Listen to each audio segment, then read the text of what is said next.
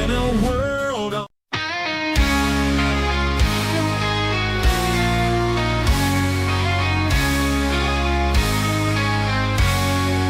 rise of heroes in the night.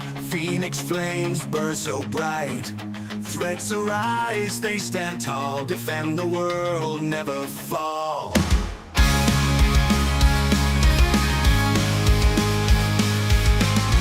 There are souls, they fight for free. No reward, no luxury.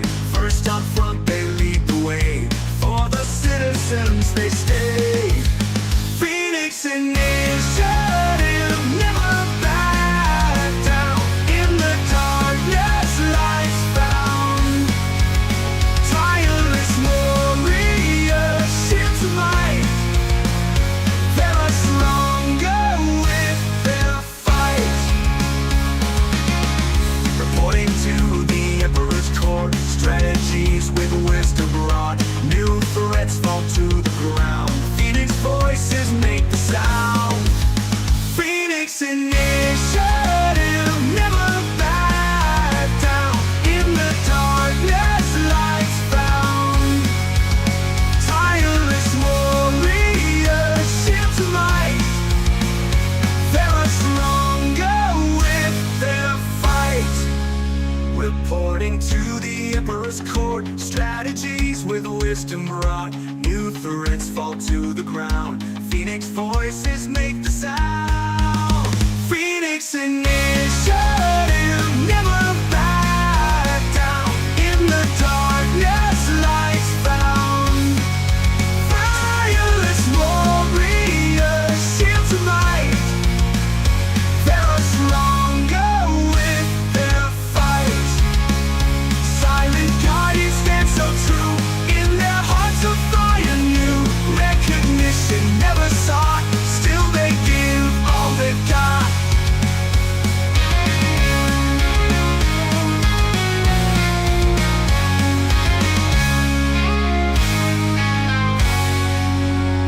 They are stronger with their fight.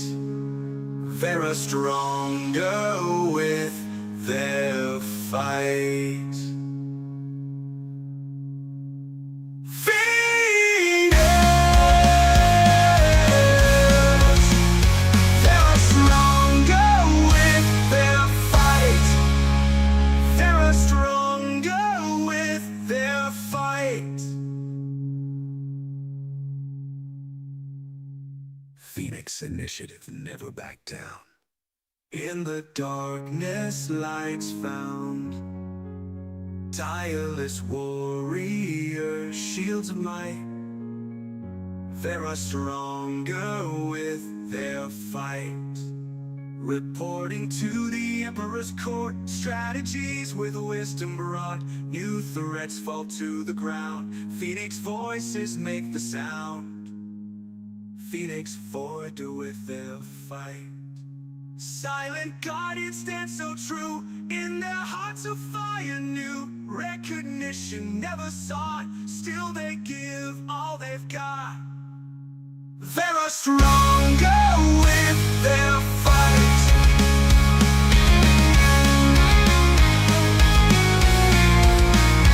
They are stronger with their fight. Silent guardians stand so true. It's my immortality to fight. Joyful sands all in the night. All these clashing shadows blend. Glory waits at battle's end. What's going on, man? Hey, what's up, my brother? What's going on? Happy, what is it, Sunday? Happy Sunday. What's up, everybody? How y'all doing? Happy House of the Dragon season finale day. Yeah, there you go. I haven't watched it yet. I wait for all that shit to come out, and then I binge watch them. Okay, I got you. So welcome in, everybody who came in hanging out with us. Today we're talking with Peon from the Hidden Dagger Inn. So The channel on both Twitch and YouTube is called The Hidden Dagger Inn. The creator is called Peon. I laughed and called him Not Lazy Peon. I thought it was funny. I almost had the thumbnail be a picture of you, and it just said this Peon's not lazy. But I didn't go with that one. Josh H says I'm hard for Bard. Yeah. Hell yeah. We are definitely going to get some Bard talk in today. Caravan is in the channel. What's up, brother? I was going to message you probably this week. I was going to hope to get you on here pretty soon. Sit still. That's a medic issue. Yeah, it was more than 4 hours, buddy. You got to consult the doctor. Oh man, that's really good. So for everybody, like I said, for everybody who's not aware of who this guy is, he is an Ashes of Creation content creator. He's been doing streams. He has a YouTube channel putting out YouTube videos talking about Ashes of Creation. He might be the only person on Earth older than me. So that's the only reason I had him on the channel was really just so that I could have somebody on older than me. That's really it. That's the only reason. Scared already, damn. Oh snap! Yeah, no. So, I mean, there's not really much reason to beat around the bush. We can just get right into it. Let's do it. So, even though they didn't say the words exactly, I think that they were very careful to avoid using the word delay. Alpha 2 has been delayed into Q4 of 2024. Can you comment on that? Tell me what you think. Well, kind of like I put on my Bard video when I put out this week. You know, I had it set up to where, you know, Steven had the clip of we're on track, basically we're on track, and then all of a sudden, and the release date is October, followed by Mini-Me biting Austin Powers nuts and Fat Bastard going, oh, we're hitting the mommy daddy button, because that's kind of how I felt. You know, I was surprised. Right. I was surprised, but a momentary, you know, setback, not a huge deal. It's only 1 month. You're right. They didn't use the word delay. They were very careful not to use that word delay. Use that word, yes. If you look, as soon as they said it, you looked at Margaret and Steven's face, and they're looking at chat. They're looking to see what they're saying. They had a very serious look on their face, and I think they were concerned. In the big scheme of things, I'm thinking it was a combination, more so on the Brian Langford part. I think maybe they hit a snag or something like that somewhere along the line, and they just weren't ready yet. And that's fine. I can deal with that, and that along with, you know, the fact that they brought up the other games, maybe that played a little part into it. So I don't know how much, but I'm thinking that maybe they hit some kind of a snag. It's okay. Look, they only get one chance at this, and they got to make it work. So that's kind of how I feel about that. Right. Yeah, I'm definitely with you. To me, I mean, I don't know if you know this. My joke has been the entire time that it was going to be September 78th, because that's still technically Q3. That's been my joke, and I'm like, I nailed it basically. You know, that's how I'm gonna end up being pretty close there. I'm not real concerned about that. If it were me, like, okay, here's what I'm looking at this. So, and this is what concerned me the most about what they said, and it makes me wonder, like, what they were even thinking. Okay, so put aside the delay. When they went on to talk a little bit about talk around what Alpha 2 is going to be like, he made it sound like Alpha 2 is persistent until launch does not mean that the servers will be accessible till launch. There are going to be downtimes. We could have the servers up for 2 weeks and then be like, oh crap, there's a problem. Take them down for 3 weeks. Alpha 2 will still be live. We'll still be in the Alpha 2 testing phase, but the servers won't be accessible for 3 weeks while we fix whatever it is. So with that in mind, which that to me, first off, that's concerning to me, because it's like, a little bit, yeah. Like, you would think for 3 years we'd be a little further along where they could keep the servers up for longer. But regardless of that, if that's the case, and I think that it is, because I think they more or less just said it, why would you not just launch Alpha 2 on September 31st, the last day? Let the servers break, because you know they're going to, and then be like, oh, well, we got to take the servers down for 3 weeks while we fix them, but we're still in Alpha 2. We launched at Alpha 2 when we said we would. Like, why wouldn't you do that? That's fair, that's a fair point, and I agree with you that they've gone out of their way to, both him and Margaret, out of their way over all these streams to let us know that, yes, persistent means different things to different people. Yes. Well, when you were selling the packages, persistent to most people and the way it's interpreted means all the time. But I get that the fact that they are going to have to roll out patches and things might happen. There might be some downtime. I hope that it's not 3 weeks like you're mentioning. Right. But again, I think it all goes back to this, the way they've done this transparent development. This goes and speaks for the marketing aspect. It's huge. You only get to do this once. They want, if things are not where they want them to have a server stable set up and to give people a good viewing experience, then that's going to go bad for them.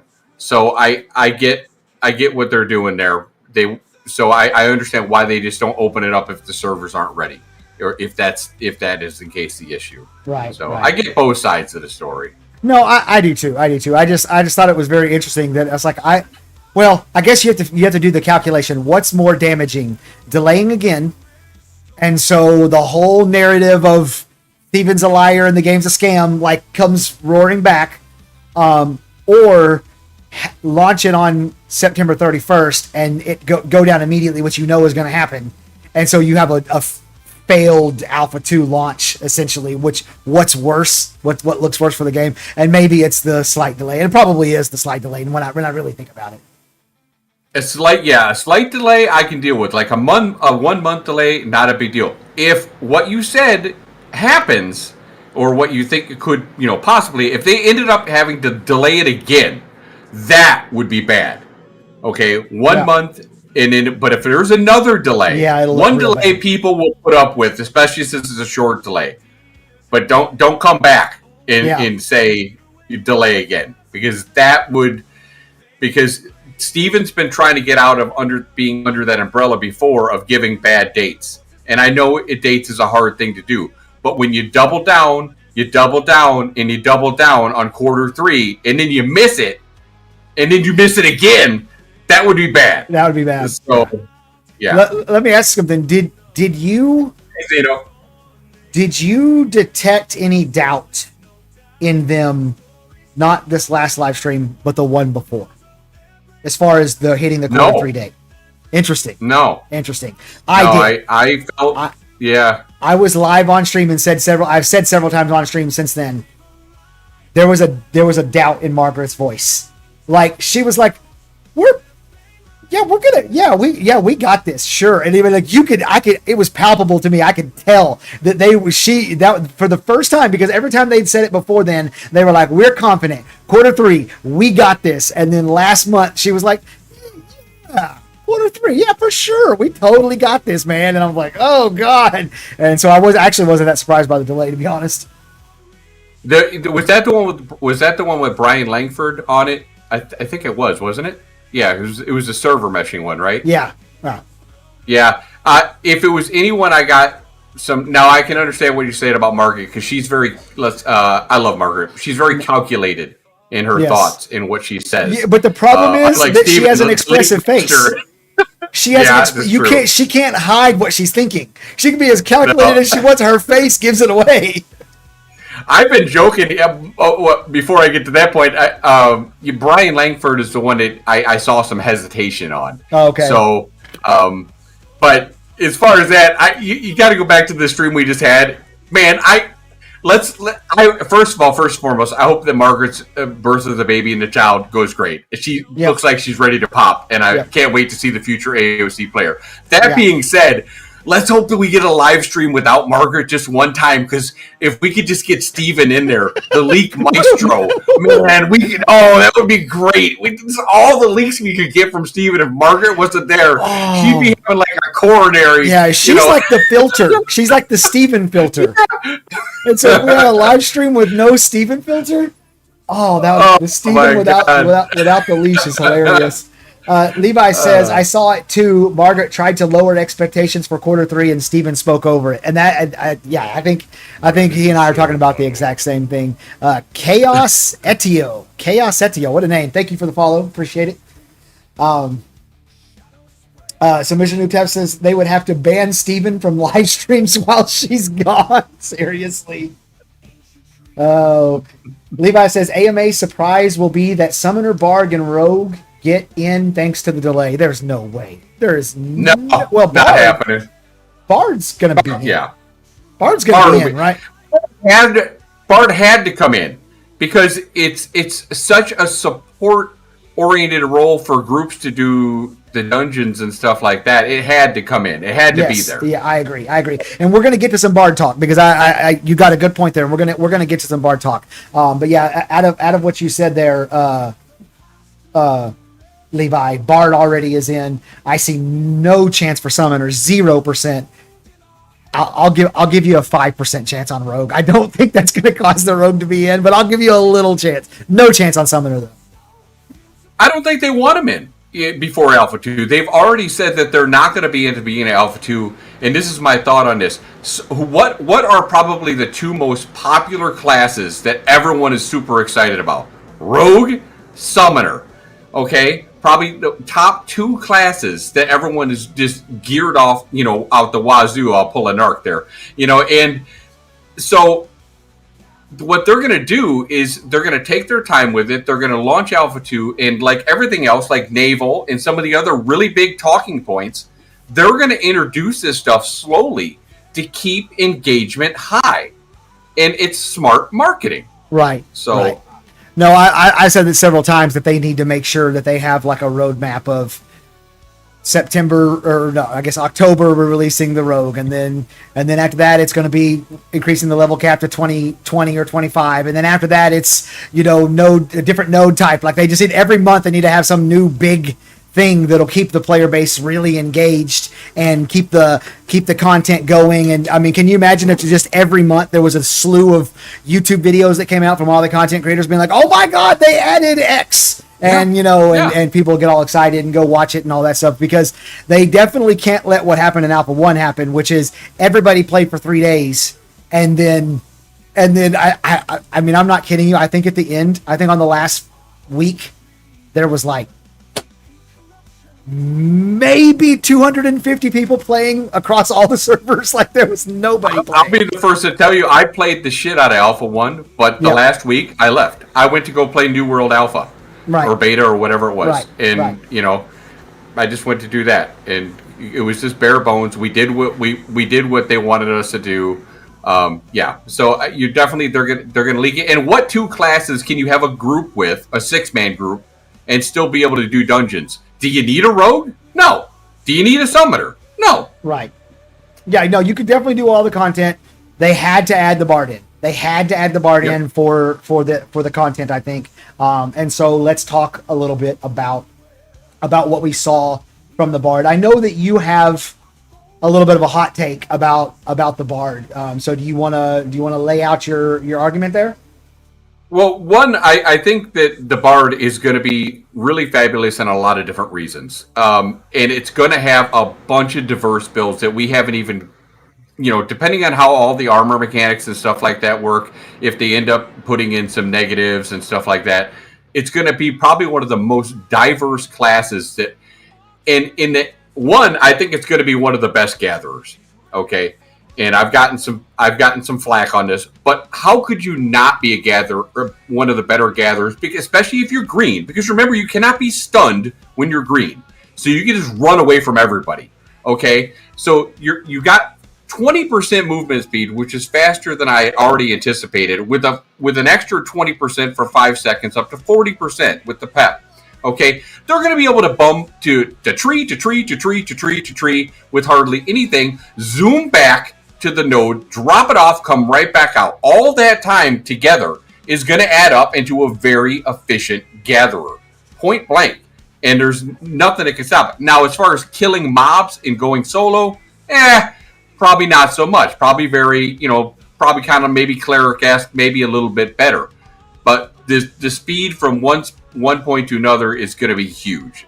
That's my point as far as gatherer. Now, the other point I think is you're going to see a lot of different bards. I think you're going to see frontline bards that are going to cast their cathartic melody and attack speed buffs on the tanks and the rogues and stuff like that, doing DPS up front, and the fighters, and then shielding and using their flourish and hitting them all, and probably not doing the twisting one. They'll probably do the crescendo one, where that one is more powerful. So they're going to be able to probably be in heavy armor and having a tank protect on them. Thank you, Jericho. My barista just gave me coffee. Right here, having the crescendo and the shields and the guard or the protect from the tank, which reduces the damage by 50%. As long as you got a cleric in the background healing you, you're good. I mean, that's going to be a real pain in the ass. And the last take on the bard is I think people are underestimating the hands of a bard in a very skilled player's hands. Having the opportunity, they have lots of CC. They have lots of speed. The damage is not great. Now that off the stage, if you watch that off the stage, he hit that guy 3 times with his auto attack, and it, granted there was no cooldown on it, but he hit and it took off a whole bar of life in those 3 attacks. So that does a little bit of damage. The Discord does a little bit of damage. Yeah. So hit and run, hit and run, hit and run. I think it could be a pain in the ass for a lot of people. No, I'm totally with you. So I think it's interesting that Veil Mistwarden just jumped in and said Minstrel will be even more powerful, which I guess that I'm going to guess that's Bard. If I had to, I'll look it up real quick. But I'd have to double check that. Yeah, I'm pretty sure that's. I saw Mistwarden in the stream last night. He said the same thing. Yeah. Yeah. Yes. So yes, it is Bard. So okay, it's really funny that he said that, because I was just about to say, I don't know, did you play Dark Age of Camelot? You're old enough to have played Dark Age of Camelot. I did. Okay. I love it. That's my favorite PvP game. Yes, agreed. Okay, so what I got from the Bard when I was watching their showing it was the Minstrel from Albion in Dark Age of Camelot, combined with the Lore Master in Lord of the Rings Online. Remember, did you ever play Lord of the Rings Online? No. Okay, so the whole thing with Lord of the Rings Online, and I really, really appreciated this about the game, because Lord of the Rings, the entire Lord of the Rings franchise, the IP, is what they call a low magic IP. There's not really very much magic. And so the Lore Master class was like your typical like caster type of class, but they were like reading lore and stuff and predicting what was going to happen based on the lore rather than actually casting magic. And so the whole idea of like reading books and telling stories and sagas and stuff, and that's your way of attacking, combined with the Minstrel from Dark Age of Camelot, which was this jack of all trades. It could wear chain armor, it had run speed, it had mana regen, it had a lot of CC, it had a couple of insta shout type of attacks. You could do exactly what you're talking about, kind of kite and keep people out of distance and like wear them down over time and stuff. And so that is what I took away from it, was if you combine Lore Master from Lord of the Rings Online and Minstrel from Dark Age of Camelot, you're going to get what you get here. And I know this is weird because I've been tank. I'm going to play tank. I mained a Minstrel in Dark Age of Camelot. That's what I played. And so that was kind of making me going, I might have to reconsider, Yeah. I mean, we'll have to see what kind of damage output, some of the bards are able to come up with. But most classes who can't heal themselves, other than the pots, and we've already seen the pots, they're not that powerful. The ones we've seen. I think the ones we've seen. I think that they could very well give people some problems. If nothing else, you're going to have an awful hard time. If a bard doesn't want to be caught, if a bard wants to run away in PvP, I don't see any reason, flagged or not, they shouldn't be able to run away and get away. I mean, right. You do their incapacitate, mount up, get the hell out of Dodge. Right. Now, here's a question for you. Mm-hmm. Since you play DAOC running around in the open world out in E-Main and stuff like that, in your 8-man groups and big Zerg groups and stuff like that, Bard was a necessity. Yes. Now, DAOC did not have mounts. So how is mounts going to affect... Is it going to destroy what that game in Dark Age of Camelot had, and all those groups running around, because there are mounts, because they can catch up to groups so quickly now? And do you think that Bard speed should work on mounts? I am kind of thinking no, it shouldn't. But what do you think about how the mount dynamic is going to work in open world PvP? You know, you asked me a question that I don't have a prepared answer for. I haven't really given much consideration to. From what I can tell, and I will admit that I have not gone into the wiki and looked at how the mount mechanics are going to work in Ashes of Creation. So I don't even know exactly how they're going to work. But it looked to me like in one of those live streams they did, like they pulled up to a grind spot of some sort, some kind of an area where they were going to go and fight stuff, and everybody dismounted and their mount stayed in the world, like almost like at a hitching post kind of thing. So is your mount going to stay in the world?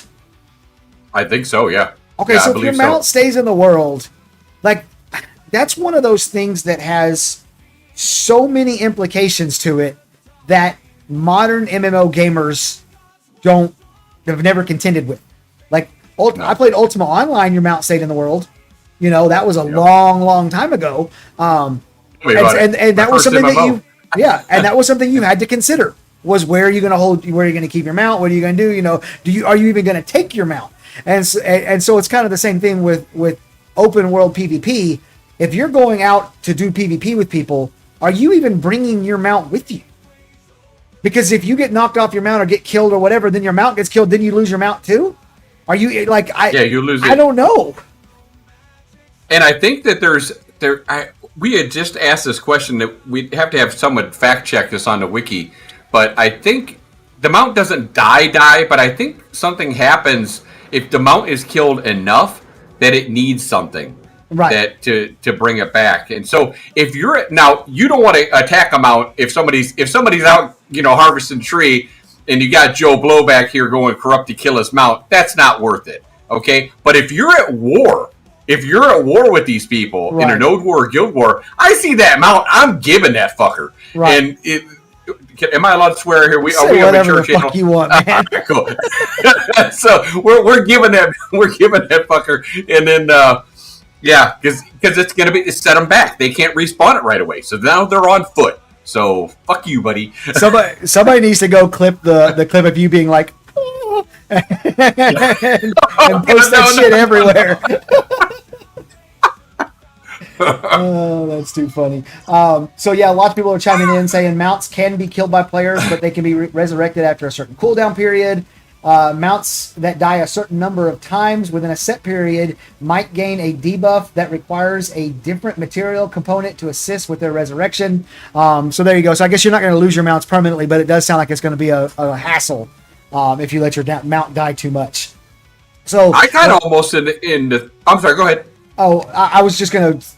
Surgeon General said greetings, and I was going to say hi to the Surgeon General. And listen, man, when the Surgeon General says something to you, you better. You gotta freaking listen. You gotta respond. Absolutely, I love that guy. What do you think about mounts eventually dying to keep mounts in the world? Okay. Do you think old age should be a factor? I kind of do. So we've been having this conversation about a different topic, but it's the same conversation. On my stream a lot lately, and so I guess I'll take this opportunity to tell everyone that I was wrong. I hate those words. Those words suck. I should never have to say them, but I was. You heard it here first. I swear that I remember Steven saying that eventually items your gear would degrade and to the point that they would disappear. But that is not the case. I heard that too. That is not the case. It's similar to the mount, where eventually it's going to need a lot of materials to repair, but it's not going to just break and not exist anymore. And so the question that you're asking is the same question. Do you think mount should eventually not be here anymore? My answer is yes. I am in favor of scarcity. I think they should create scarcity. Apparently, when they first started talking about this with the items, because apparently that was going to be the case. The items were going to degrade. Yeah. There was a damn riot from enough people who were loud enough that they changed it. I think it's a bad idea for a whole host of reasons. One of the guys who's commented on several of my videos where he's corrected me, and I went and looked, and he is correct. One of the things he says is you can get all of the benefits of what I'm talking about, the scarcity, by making it where it takes a lot of resources to repair. I don't agree with that. I think that you can get most of them, but not all of them. And the most crucial ones are the ones you can't get. But either way, yes, I think that mounts should eventually die. It keeps the economy moving.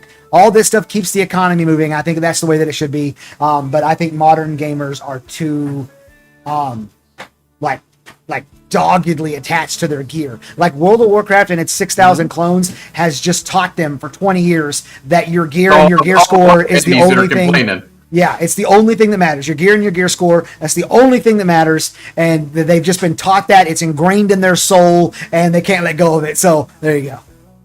I think of it from an economy perspective. Eventually, if everybody's got their best mount and their best sword and stuff like that, and there's no expansion in sight, then what's the incentive for people to keep buying new mounts and stuff like that? We've got to keep the economy going. Right. You got to give the gatherers a reason to go look for new mounts, to bring them back, to find different, to sell to the animal husbanders. I think that, yes, you should be able to repair both of them, the mount and the weapons, the legendary weapons, for a good while. But at some point, yes, they should be destroyed. Yes. This is the catch, though.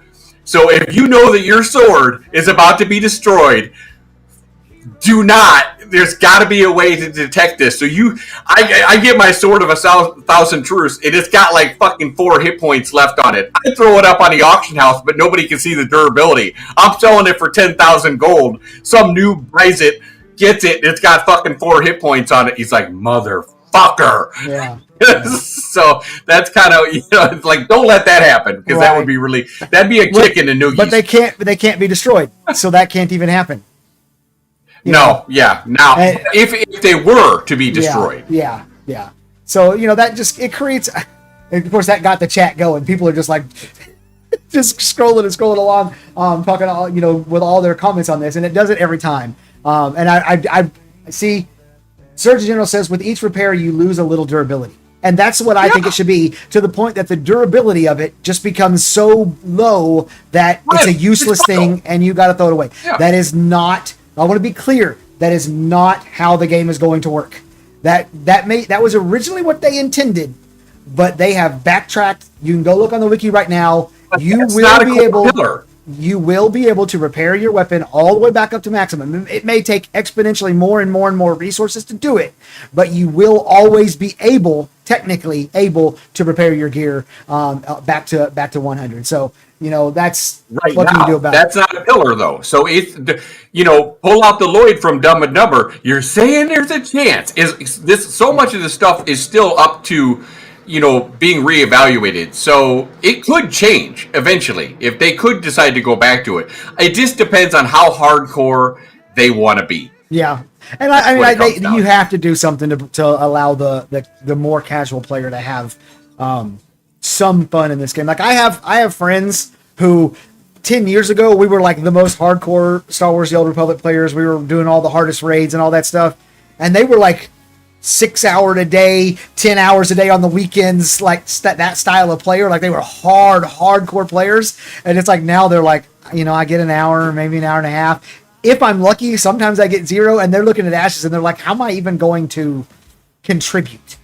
And I got Dr. Bards talking about social slots. He's talking about guilds where you have friends, because you have a limited number of slots in your guild. And he's like, you have people who are your friends and they play like an hour and a half a day at max. You got to get rid of them and get somebody else in here. We ain't doing social slots. And I'm like, oh my God. But he's more competitive than I am. So, more power to him. But, so yeah, they've got to do something to allow the more casual player to have something to do.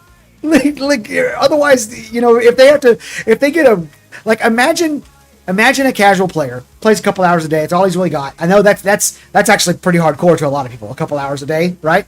But he's relatively casual. He misses some nights here and there and whatever. And he happens to get invited to go kill the big floorbow boss or whatever, and they go kill it, and he wins the roll and he gets a legendary sword. And then he uses it till it breaks. And now it takes like 9 hours of farming mats in order to repair that thing. Like, you know, that's a problem. That's a problem for a casual player. So they have to do something to have things for the casual players to do and feel like they're progressing and contributing to their node and to their guild and stuff. So yeah.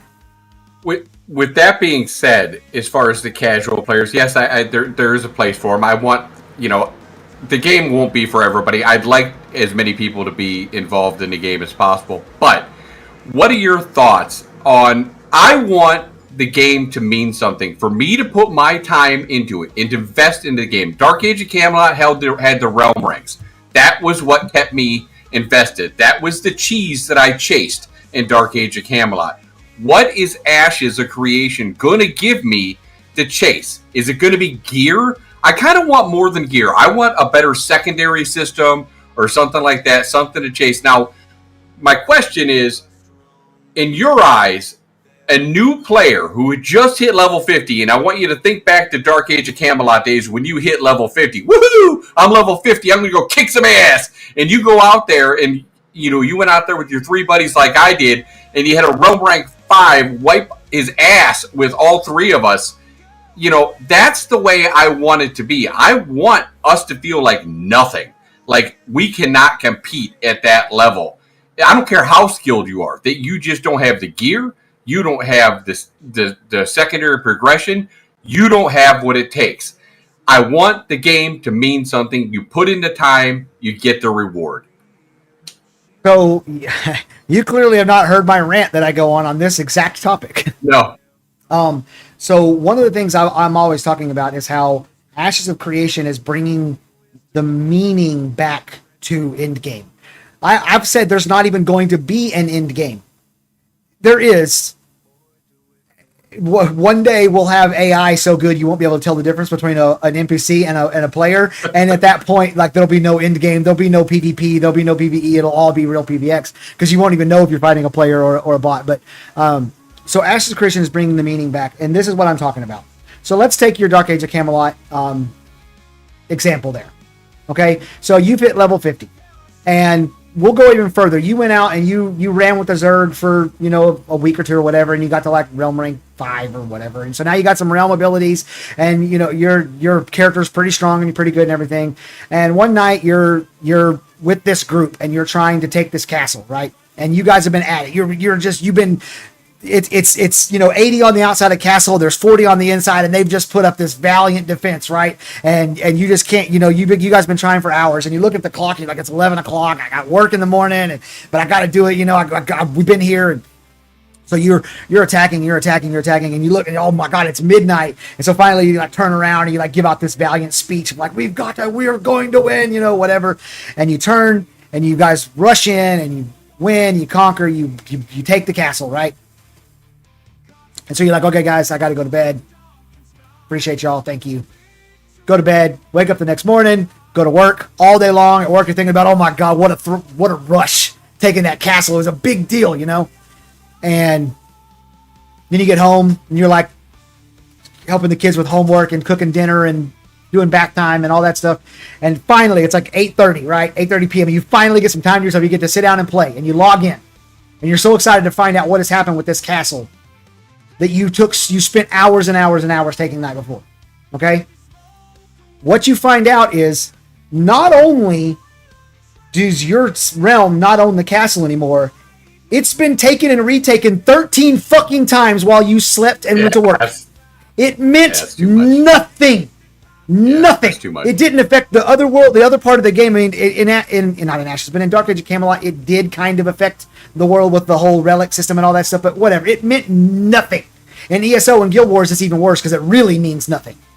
So, who cares? Like, to me, even Dark Age of Camelot, which does have, I think, the best PvP of all time, the PvP is still meaningless. It still doesn't mean anything. Nothing. So, Ashes of Creation, when that same scenario takes place with a castle siege, they own that castle for a month. Yeah, for a you can't month, just go back. It can't be sieged. Yeah. You have a month to implement your policies, see how your policies work out, build out your defenses, make alliances, make strategies, all that stuff. It means something. Also, your node, your node type, and you're standing within your node, and your religion type, and you're standing with your religion, and your social organization, and you're standing with, they all mean something, and they all add value to the broader game instead of being these very insulated from each other sections of game, which is what a lot of these games do. It's like a slice. Everything's a slice instead of being all weaved together. And Ashes is weaving all their systems together and making it give meaning. So to me, the meaning comes in the fact that every single day when you log on, you're not going to know what you're going to do today. Like when you log into WoW, you're like, I'm going to go spend an hour chopping trees. An hour chopping trees means I'm going to get this many wood, and this many wood calculates to this much gold, and so I'm going to log into WoW today and make this much gold. It's like a straight through line. But I've said this a million times. You might log in and there's a caravan going through your node that if that caravan gets to the node that it's going to, they're going to have the resources to level up and beat your node and then lock your node down. You can't let that happen. So it didn't matter if you had raid today or you were planning on chopping trees today. Yeah. You got to go stop that fucking caravan. And so that, to me, that's where the meaning comes from in Ashes. It's just new stuff all the time. It's not the same shit. It's not a foregone conclusion every time you log into the game.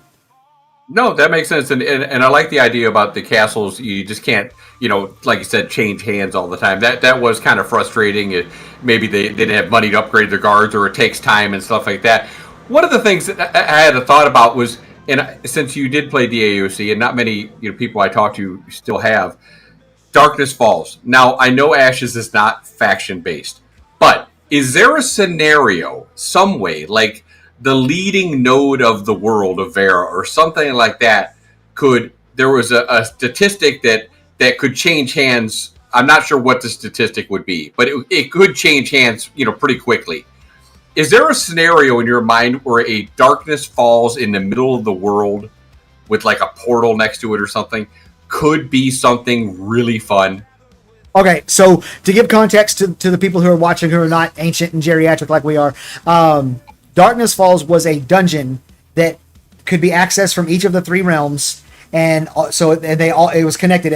There was a line that connected in this way, and a line, and then a line like this, and then there was the middle area. And whoever owned the most keeps out in the PvP area of the world currently had access to the entrance to Darkness Falls. It was blocked off for everyone else. So like, let's say Albion had Darkness Falls, everybody's in there, there was lots of high level mobs, you could get really good gear from there. So you wanted Darkness Falls and you wanted to go in there and do it. And then the Hibs, the Hibernia, they went and took a couple of keeps, and now they have access, and they would come swooping in and just clear out Darkness Falls. They would just wipe out all the elves in there doing PvE stuff. And then of course a little while later on, the Midgard, they'd get it, they'd come and clear out all the Hibs, and that's how that works. So just FYI, for those of you who don't know what Darkness Falls is, that's what he's talking about.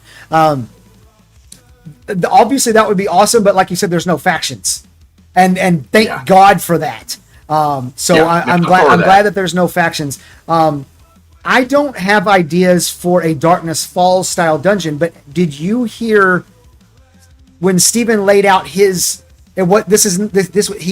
clarified that this was not 100% how it was going to work, but it was his idea for the superpower of the religious node, the labyrinth underneath the node, the catacombs. Yeah, so catacombs. Like you could do something like that. Maybe you could have it be related to your association with the religion or something, to who has access to it at any given time or something like that.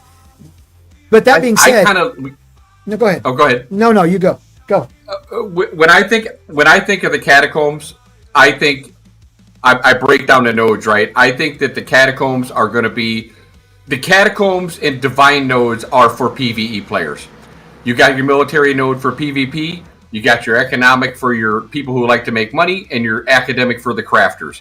That's how they've broken it down. Mm-hmm. And it all works that way with the mayor worship. I think the catacombs are going to open up to a level, a metropolis that they have. And I will say this, if there's more than one divine node on that map or metropolis, it's getting wiped out immediately. And I might even say that they might have a fight to keep two or one of them. Because I think the majority of the people are not going to want, they're going to look at it as a divine node as an easy target. You have people who love PvE, they're going to go after it, they're going to think it's an easy target. Come at me if you will, that's what I think. the fact I think that the catacombs will be open, you will not get your best loot out of it. They will have good loot, good farming, and I think it'll be relatively safe for PvEers to farm in. So, because they're all going to be citizens, so whether maybe they can go corrupt in there, I don't know, but I don't know. That's just kind of the way I look at it. That I don't think I couldn't see that happening. I'd like to see something else happen, and like something that I don't. And I'd have to think about this for all. Some kind of stat between nodes that they all get. Some maybe who's gathered the most resources for that week or that day or something like that. Or who's gotten the most guild kills or node kills or defended their node enough or something like that. There you go, defended their node enough. And that way that they were showing their dominance. So that would encourage other people to go to war just to go ahead and, try to defend their node and stuff like that. That's kind of an off-the-wall thing. But something that would flip hands a lot where you could go in there, run in there, in Darkness Falls, like you said, would be like the fat loot. I mean, that would be like the place to go. And then you always had those poison pill rogues that were in there, and I would log off on my rogue and wait for everyone to clear out, and then here comes Stabby McStabbins in the back, and then killing all the little guys, running away, logging off, and coming back like 15 minutes later, running in there, kill, logging off, so I don't know. I'd love to see something like that, whether it ever happens or not, I don't know. Yeah, I don't... The only thing I can think of that's similar to what you're talking about is the fallen node thing, where the node proper becomes a buried treasure yard that's an open PvP area. Do you know what I'm talking about? Yeah. So that's kind of similar, like it's open PvP, and you're gonna have people that are gonna want to be in there because you're gonna be getting lots of materials and gear and stuff from the buried treasure in there. So I mean, I could see that. It's so interesting. I really like having the more PvP oriented people on my stream because they ask me questions that I'm not thinking about, because I'm not thinking about how I'm gonna dominate PvP or whatever. Like, I'm thinking about how I'm gonna become the mayor of a node, and how many resources we need to collect, and being the best blacksmith in the game and shit like that. And you're like, how do I kill more people? I want to kill. Yeah, that's what I'm. I know, that being said, I'm old. My Twitch is gone. I'm not the best PvPer. I will be decent, but I'm not going to be, the end all be all. But I do enjoy it. And, after playing games like we were talking about earlier, like Rust and shit, you learn, that's why if you've played some survival games in other full loot games like Albion Online and stuff like that, like I have, you know what? If you die, when you lose your shit, just like in Ready Player One, you lose your shit sometimes. You just lost everything. Yeah. I lost everything. But people who are worried about losing their stuff, their 1/3 of their harvestables or something like that in Ashes, dude, that's a slap on the wrist. That's nothing. So people need to just relax and realize that Ashes is, the death penalty is going to be more of a pain in the ass than losing your harvestable. You might not even have anything on you. Right. Maybe you didn't do jack diddly shit before you died. So, I remember in Ultima Online, you would go to the bank in town and put every last thing that you didn't absolutely fucking have to have on your body at any given time to do what you wanted to do, and leave it in the bank so that when you went out and explored, if you died, you didn't lose anything that was all that valuable, man. And that's the kind of thing that I'm always talking about, where like one of the things I say a lot is you don't value what you don't work for. Mm-hmm. And that's a very truthful thing. Like if it's just given to you, you're not going to value it. And this is kind of like an offshoot of that, of like, I had to actually think about what I was doing. I had to make a plan. I had to go to the bank and make sure that I had what I needed to complete the objective that I have, but that I didn't take any, there's thought that goes into it. There's a little bit of, just a little bit of effort makes you value what you accomplish more because you put that effort in. And so that gets back to what you're talking about earlier with the meaning. I think the meaning comes from the effort you're going to have to put into it. So I'm right there with you, man. I tell you what, something that will sting if you lose it is if you're out there gathering for 2 hours, putting together a full caravan, and you lose your damn caravan. Yeah. That's going to sting. That's going to be a kick to the noogies like no other. And they'll be coming out your throat because that's rough. So if the mercenaries, are you going to hire mercenaries? I have a shout out to Overlord. Sorry, Zone. Shout out to Overlord. Love Overlord. Thank you, all you Overlord guys. If you're not in the guild, come check out Overlord. Okay. It's a good one. I plan to run them with those guys. Do you do a plan to do more attacking or defending? I want to defend. I want to see what we get from defending to make my caravans better and get to their target faster. Again, I'm all about saving time and being efficient. Draco Bringer just said hi. It's a first-time chat, so I just wanted to thank you for jumping in and joining the conversation, Draco. Man. Appreciate it.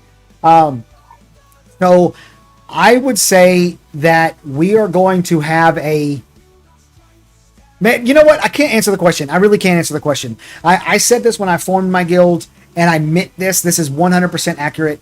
I think that these people who have all these plans of what they're going to do in Ashes of Creation, I mean, it's great, and it's great. It's wonderful for them. That's great. I think that they're... Delusional is not the right word. They're putting the cart before the horse. We don't know. We don't know what's going to be effective, what's going to be fun. You might spend all of this. You might build a whole naval guild, a pirate guild right now and have 1,400 members all want to do pirate shit. And then we get in the game and the naval part sucks. It could happen. And now what are you going to do? You got 1,400 people that are counting on you to fucking run a pirate guild, and nobody likes doing it. And you're like, so I can't answer the question about how we're going to play. The whole point of Alpha 2 is for me to figure, for me, the point of Alpha 2 is to figure out what we're going to do at launch. So that's a question you need to ask me 2 weeks before launch.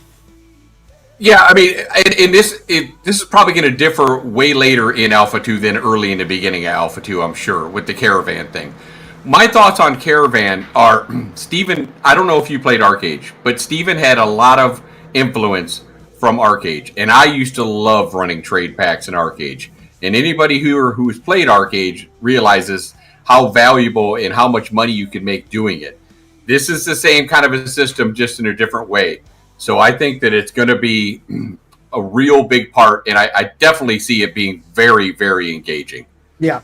No, I agree. The Caravan system looks awesome, and I'm very excited for it. I just don't know how.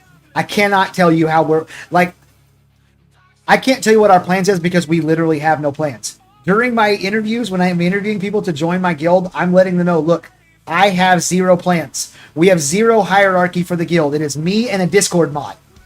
We're going to let the chips fall where they fall and let nature take its course. And that's how we're going to go about things. So, Caravans look awesome, and we will 100% be participating in the Caravan system. I just don't know how yet. Can't tell you. I'm just going to bring 4 mages, 4 bards, run with my Caravan, let the guys attack me, slumber them, do my other AoE incapacitate with the bard, move away for 10 seconds because that's all their diminishing return thing lasts for is 10 seconds. Hit them again every 10 seconds, and then you just walk the Caravan to the thing. Yeah. The diminishing returns needs to be and this will be adjusted in Alpha 2. I really think they're going to have to make it longer. 10 seconds, especially if you're like in a solo fight with a bard or something like that. He's going to hit you with a 10 seconds done, get on his mount, run away for a little bit, maybe turn around, hit you with a spell right at the end. And then by the time you catch back up to him, it's going to be ready to cast again. Yeah. Well, you got it. Like Catrello said, that's a very specific plan. You have a very specific plan going on there. I'm not. I just don't have very. I don't even know what class I'm going to play. I've been a tank main. Yeah, I've been a tank main for a long, long time, and I like. You like some wet noodle, huh? Well, yeah. I always say a pool noodle. I always make the joke of like, has anybody ever hit you with a pool noodle? You know how it kind of hurts a little bit, but like I can sit there and hit you with a pool noodle for 3 hours and you'd be just fine. That's what playing a tank is like. Yeah. That's what playing a tank is like. Yeah. But I mean, can you feel me now? I like the ranger. I like the bard. I like the fighter. Looks cool. I remember watching the fighter on stream not too long ago, and I was like, "Oh my god, this looks incredible!" And so, I think right now I'm leaning towards orc fighter, but I don't know. So we don't have plans. I don't know what we're gonna do. We're just gonna get in the game and go. Renkai, and I've been touting Fighter since the very early beginning. Once they put that live stream out, wow, it was just looking awesome, and I love Renkai, and that's the only class I can really feel. Maybe that in a tank I can feel strong with the whole peon and being orc and stuff like that. I don't know if I can see I want to play a rogue, but I don't know if I can see a big ass Renkai rogue. That just doesn't, how am I going to hide behind a bush? A Renkai. Well, yeah. Why would you be a Renkai rogue? I mean, I guess there's like a body morphing thing that they showed, right? Can't you just make them small?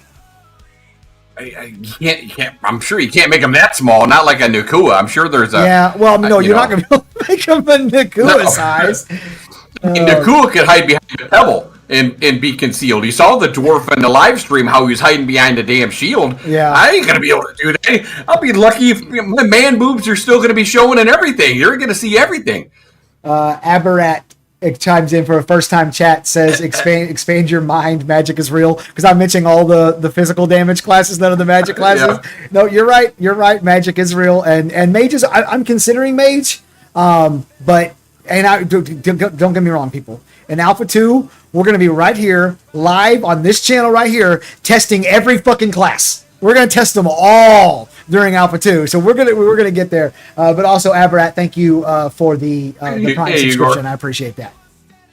One of the things, you brought up mage, and I have a little bit of an issue with mage. Okay, and this stems from Steven.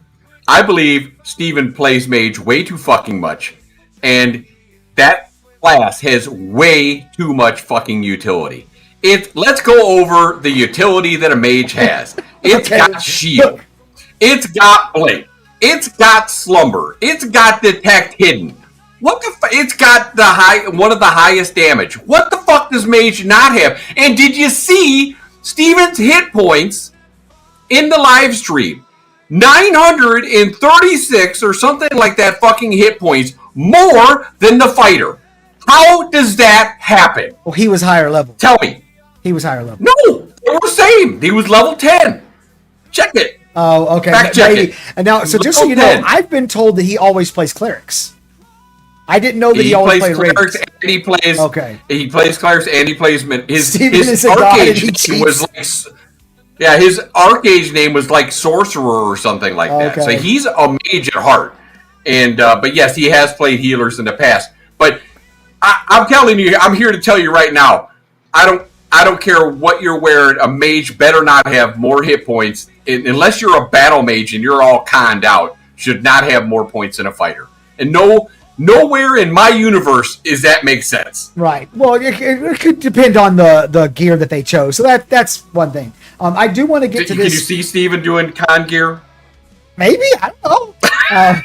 So I want to get to this message from Crypteria777 because I saw they asked it earlier and we were talking, we didn't get to it. They just asked it again. I don't want anybody to be ignored in my stream. So he says, are the Ashes of Creation content creators plan to play in the same realms or something? You, Zillan, and Peon, are you planning to play with someone else specifically? You want to give your answer to that? I'm going. I got to go where my guild takes me. So you can ask Draco Bringer. All I know is if central servers are up, we'll be on a central server. I leave that in the hands of my guild. As far as other content creators, I'd love to be able to play with them, but unfortunately, I think that we're looking at probably at least 15 servers. We might be on a server with 1, 2, maybe, that we know and are close knit. But odds are that we'll probably be spread out. Okay. And that's just the God honest truth. Doesn't mean I don't want to play with you guys, because I definitely want to kill Zillan. Yeah. But but yeah. Yeah. So before I give my answer to that question, I want to. Somebody asked, "What is Peon drinking?" I need some of that stuff. So what are you drinking? I'm drinking coffee. It's just coffee. I'm drinking coffee from my barista. I don't have any mojito left tonight, so yeah. I'm high on life right now. I'm high on ashes. There you go. That's awesome. So my answer to that question is that I have heard this talk about server 1, which I don't I think is a bunch of stupid nonsense, if I'm being completely honest. A bunch of the big guilds for Ashes want to like end up on the same server, and they want to call it server one and it to be the most competitive server. And I'm like, you're a bunch of the big guilds in Ashes right now, but when the floodgates open, you're just going to be another one of the hundreds of big guilds. Like, it just seems weird to me. So I want to avoid whatever that server is. But other than that, I don't have any particular plans to play with any one person. Funnily enough, if there's a central server, I'm probably going to be on it. If there's not, we'll be on the West Coast because I tend to stay up a little bit later, not super late, but a little bit later, and they stay popping a little later. But no, I don't have any plans to play with anyone in particular other than my guild. Speaking of guilds, I do want to let everybody know my guild, Organized Chaos, is still recruiting. We have about 15 slots left for the Alpha 2. And if you're not into the less organized, less competitive, because we're not going hard and you want to be a little more serious about it, he mentioned Overlord earlier, which is the guild that he's in. And Overlord is awesome and has many incredible people in it, like Golid. Golid is one of my personal friends. Me and Golid are good buddies. So I would suggest Overlord if you're not into Organized Chaos. Also, a couple of announcements. Tomorrow night I will be having Nice Gaming on the stream. We're going to be talking. Goes your stream. Yeah, right. We're going downhill now. It's going to be very similar to this one, where it's going to be about the Bard and the delay and Alpha 2 and that sort of thing. However, next Monday night, Phantom X, Dr. Phantom X is going to be on my stream, and the entire stream is going to be about personality type and its correlation with class choice.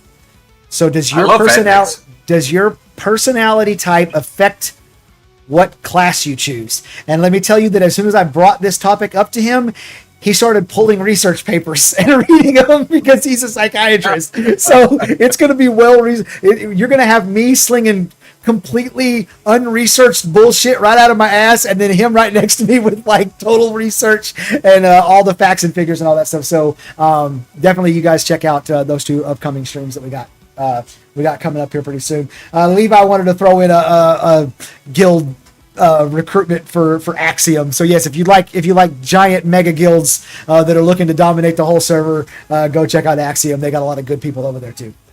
Did you see the YouTube video from Pirate Software or Pirate Gaming? I mean, I know who Pirate Software is, but I didn't see the video. No.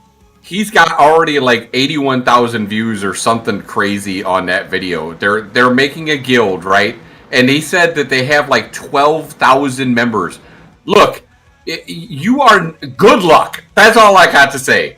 Good luck. How in the world are you going to manage that many? And he's already pining to make the guild limit higher, which I don't think should happen. I think it should stay at 300. Yeah. No. If you have a guild of 1,000 or more, good luck, because that means to keep your guild, you're either going to have to, as a guild leader, to have subscriptions on alt accounts to control those guilds, or you're going to have to give them to someone you really trust, which is more likely going to be the option.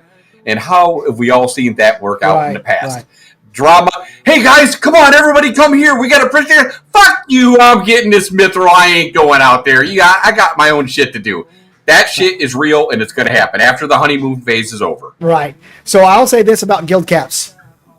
I love the 300 cap, and I love the only 4 guilds in an alliance cap, which means that the cap is really 1,200 for organized. And I want them to do every last thing that they can to make it impossible or put as many impediments to having alliances that exist only outside of the game.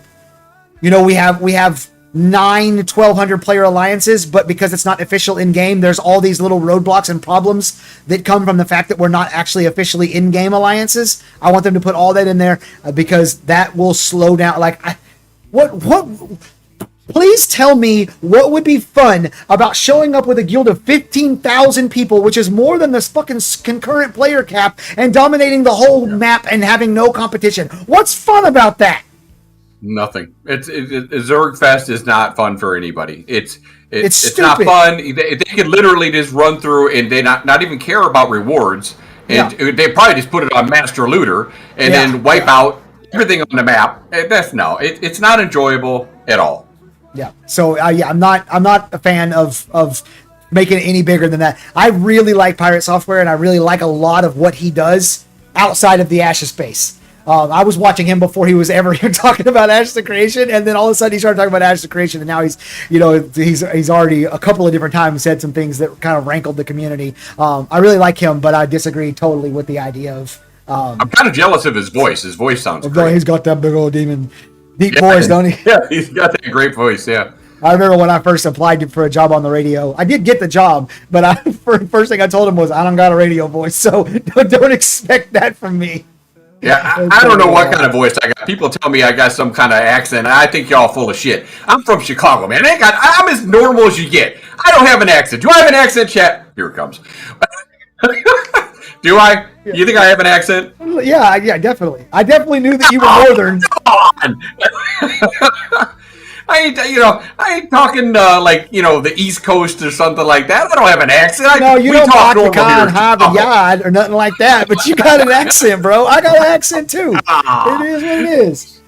I really wish that we I don't know if you know this, but the accents are starting to go away. The regional accents are starting to go away a lot because of online communication and stuff. You're not only talking to people in your area or whatever. But I actually don't like that. I wish we would. Like the regional accents would stay. I really enjoy try listen to somebody from deep South Louisiana. Woo, man, you can't even understand nothing they say. When she was talking my dick. Yeah, if I got such a good accent, then I'm gonna fucking go. I'm gonna start streaming for EU. Maybe they'll really dig it. Yeah. I was told this is really wild. I was told by a guy. He's from Sweden. And he told me that, it's hard to remember exactly what he said, but basically a lot of people in foreign countries, not America, who want to learn English, watch content creators that speak English, and there's like a certain specific way that certain people like talk and the way they move their mouths when they speak that makes them more conducive to you learning the language. And apparently I have that. And so just FYI, 55% of my audience is not American. 55% more of my audience is foreign than American. And he was telling me that he goes, I guarantee you a lot of people overseas who don't speak English as a native language watch your videos because of the way you speak. And they're learning to speak English from you. And I'm like, interesting. That's interesting. So, I can tell you straight up right away. If there's any foreigners in here wanting to learn English from me, you are learning from the wrong fucking person. Yeah. I'm just letting you know right off the top. Yeah. So let's talk a little bit about this AMA that's coming up. We have the 12 days. 12 days. The FYI, the AMA is the day before my birthday. So I'm thinking we got to have like an AMA recap / birthday stream on Saturday the 17th. How old are you going to be? I am going to be 44. Old fucker. Yeah, old. In Mission New Texas, and my birthday is the 16th. Nice. Paranot finally made it. What's going on, Paranot? How you doing, man? Fucking slacker. So this AMA, what are you expecting from the AMA? I'm expecting him to very clearly, very precisely set the expectations for Alpha 2, especially early on. I believe that's what this is all about. He's going to try to make... They've been saying it since day one they talked about Alpha 2, how it's going to be focused testing and stuff like that. He is, again, going to try to set the expectations low and tell people not to expect a full playable game, right from the get-go. And hopefully, because if he's the more he puts that out, everyone's going to say, well, he said that. This is what he said to expect. So why are you expecting more? And people are going to do that naturally anyway. But he's going to make another attempt to set expectations. That's what I believe it's all about. Okay. That's interesting. How many biomes do you do you think he's going to announce specifically what is and isn't going to be in Alpha 2? I think so. I'm shooting for, I think we'll get 7 biomes. 7 biomes. You think we're going to start Alpha 2 with 7 biomes? I think it's very possible, yeah. Wow. I was not expecting. I'd have been impressed with 3. Then again, now that I think about it, if we're talking just when we started, maybe just the Riverlands. because maybe they want to test all that content. Launch. Yeah. I'm going to retract that statement. I think 7 biomes down the road, and those will transfer depending on what they need to test. But I think they've done so much work in the Riverlands, they probably want to make sure that is ready to roll, focus testing it, and then they're going to move us to another biome. So I don't know how many, eventually we'll have a lot of them open. But I'm going to say one. I'm going to say only the Riverlands. That's all we have to watch. That's my guess.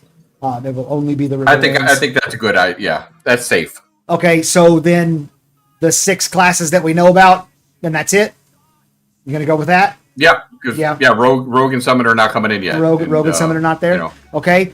How many node types? 4. All 4 of them. You think they're going to have all 4 node types? Whether they level them up to Metropolis, I doubt it. But I think that they should have all 4. I think it's going to be 1. I think it's going to be 1. God, I hope not.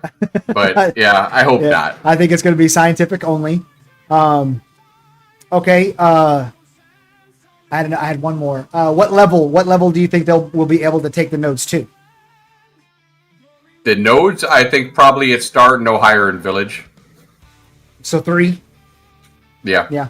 So we can only go to 3? Yeah. Okay. Node sieges. In? Not right away. Node wars? Not right away. Node wars probably will be in, yeah. Probably be in, okay. But, yeah, commissions? Be in. Mayoral commissions? Yes. Caravan system? Yeah, I think Caravan system looks pretty polished. I think that'll be in there. Okay. Because the glint and all that stuff dropping from mobs and stuff, that I think that system's probably pretty well in. Story arcs? Some of them. We already know that Carfin and stuff like that are in, and they have the Daragon or whatever, they have some story arc there, I think. I think they probably have more of that content than we know, but right away, I think you're right. It's not going to be much Riverlands, Carfin, stuff like that. Levi asks, will they do a PvP ban on release like in Alpha 1? But we're not allowed to run around flagged and kill each other and stuff. I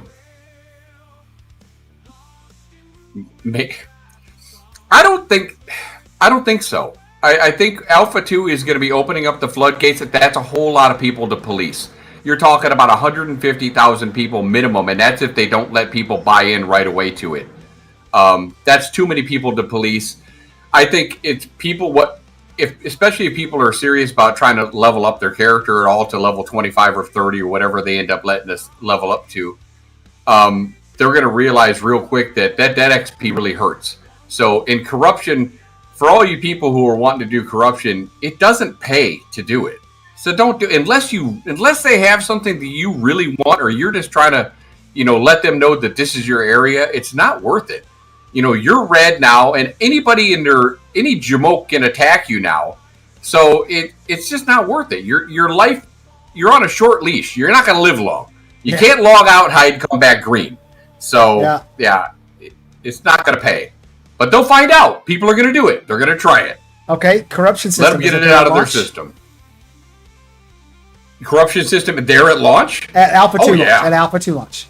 Yeah, absolutely. Yeah. Okay. Because they haven't really 100%. Shown us that on stream. Like, we haven't really seen that system. Steven went red the other day when he killed that guy. But I mean, you can have their name tag turn red, but like all of the stuff that's supposed to come along with corruption, like the degradation of your skills and all of that stuff. I'm wondering, do you think that's going to be at launch? I think it's in. Yeah, I think it's in. To me, to answer Levi's question, if the corruption system is in and fully in and implemented and working, then yes, turn on PvP will be normal. You'll be able to just kill people if you want to and that sort of thing. If the corruption system does not work, then you have to turn off or ask people to not PvP or whatever, because then there's no punishment for randomly killing people, so then people are going to be running around randomly killing people. It's going to be a gank box, and then all the videos are going to be like, oh my god, Ash the Creation's a gank box. So right, if the corruption system's not working, which I don't believe that's the case, I believe it is fully functional, and I mean it was pretty functional in Alpha 1, and it was way overtuned as far as how much experience that you had. Yeah. So it was already in effect, maybe not so much. I can't remember if the skilled stat dampening and stuff like that was in there and stuff like that. But they've had enough time, 3 years, to get that shit in there. So, yeah, that is pretty much a core in their game. I have to imagine it's going to be functional. If they don't, like you said, they're going to have to turn PvP off, and it's going to fuck everything up. So I think that has to be in there, 100%. Okay. Paranaut with the best comment in weeks. He says, I know if PvP is on my server, I'll be attacking Peon 24/7. Hey, he's gonna try, Nub. You ain't got what it takes. You ain't got what it takes to kill Peon. Come back later, Nub. Oh, shots fired! Right here. There you go, Paranaut. You have the gauntlet has been thrown down. The gauntlet's been thrown down.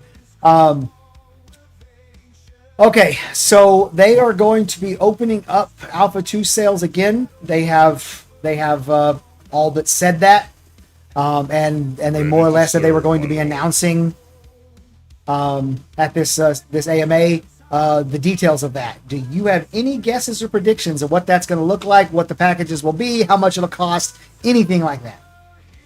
Well, they pretty much said it's just going to be a key. There's no cosmetics, no subscription time, no embers or whatever it is that you can earn. I think that I want to see it. I want to see the price tag around $100. I don't want to see it necessarily any more or any less than that. I want it to be I want it to be enough where it's going to still encourage people to test and not think that this game is just to play. Okay. And I also do not want to see it go live before all the other people who have purchased Alpha 2 way ahead of time get in there and have their chance at it first. Maybe if everything's working good a week, 2 weeks after Alpha 2 is rolling, then let them in. But I don't think it should be right away. I think that there should be some delay between all the people who've done it before and all the people wanting to come in after. Okay, interesting. We got $60 a key, $80 to $100. Levi says $400 a key. Cotrello with $125. John Prescott says $125. So here's my take on it. People did the math a long time ago, way back like pre-Alpha 1. It did not matter what package you bought, from the highest level packages all the way down to the bottom. If you subtracted the monetary value of the game time that you bought, the cosmetics that you were getting, and the embers, the in-game currency, the premium currency that you were getting, you were paying $75 for access to the game. So every one of those packages, $75 of the dollars is to get you in. The rest is in-game time, cosmetics, other bullshit. Okay. I could live with that. I think it should be $100.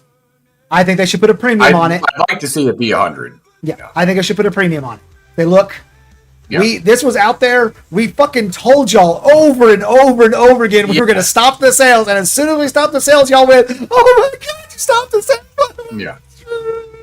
Exactly. So that's what I. And of course, there's always people that find out about shit late.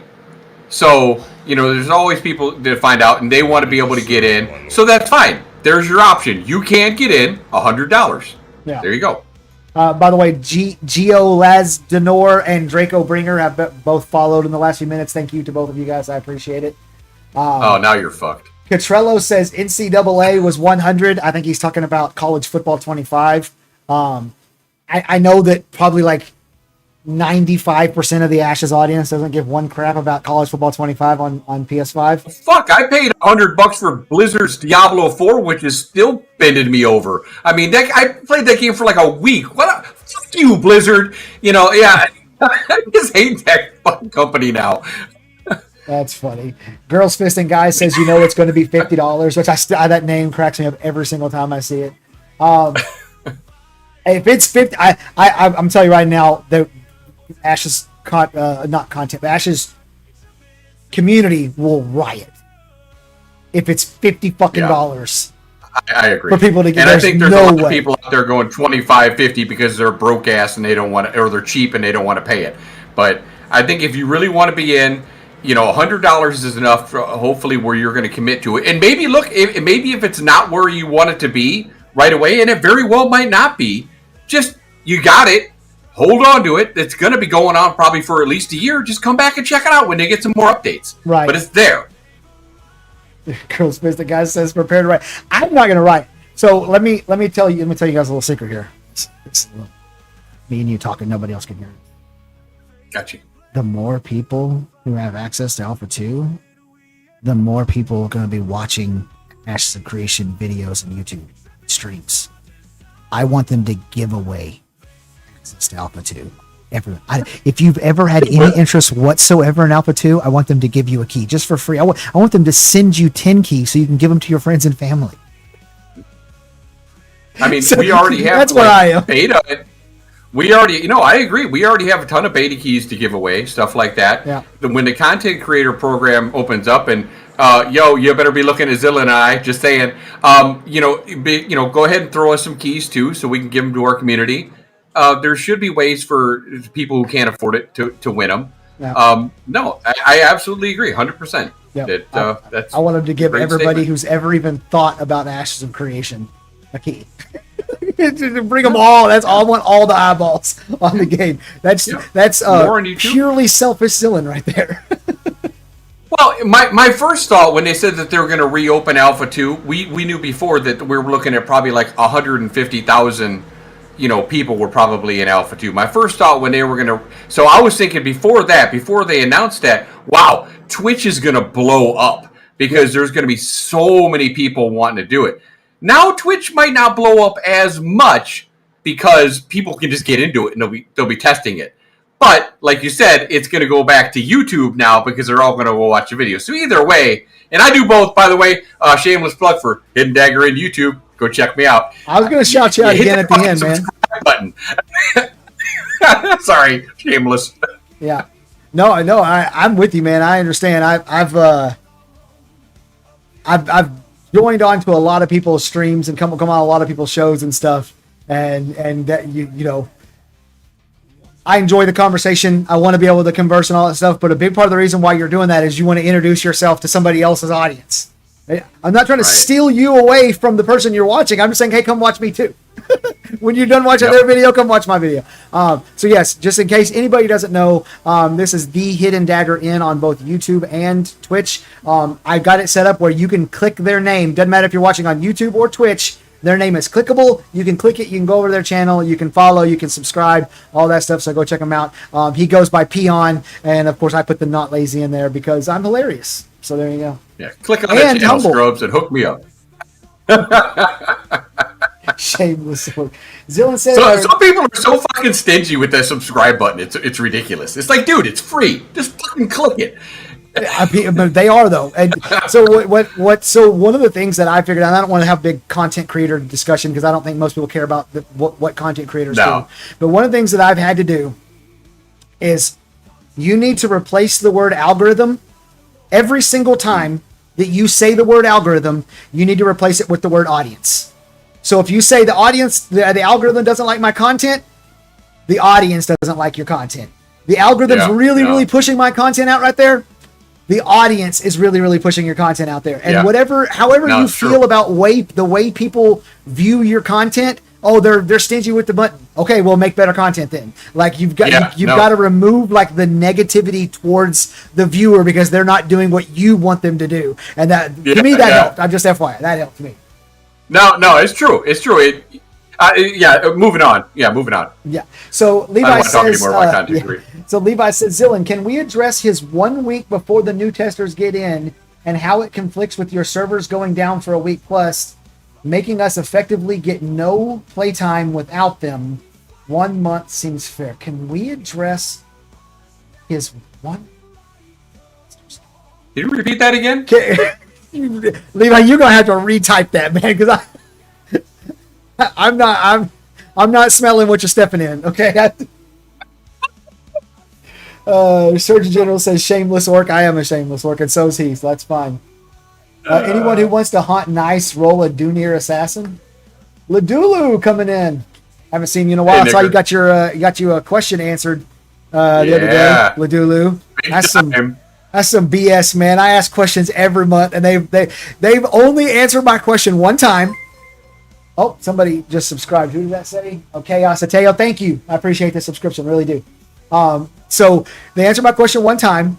They took my question and merged it with somebody else's question, which gutted out the soul of my question. And so it's both of our two different people, and we like both kind of got half our question answered. And then Steven really only answered his half of the question. That's it. So I can't get no love from Intrepid when it comes to these questions. And the dude was like, oh, they've answered 5 of my questions. And man, I hate you. Well, he's very active on the forums, too. He He's always super engaged. Catrillo says he wants Alpha 1 testers to get more time alone before the A2 testers get there, I think.